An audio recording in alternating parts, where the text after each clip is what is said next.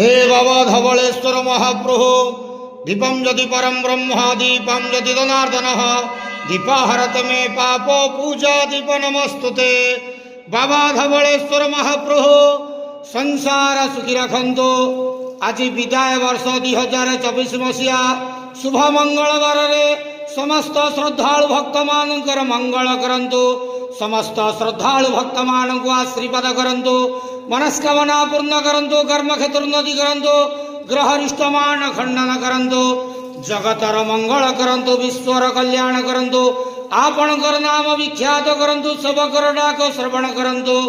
बाबा धवलेश्वराय नमो नमः। संसार सुखी रखंतु आनंदे केवार हरि बोलो। आज विदाय वर्ष 2024 मसीहा शुभ मंगलवार रे समस्त भक्त मानकर मंगल करंतु आनंद जवार हरि बोलो। ओम नमः शिवाय।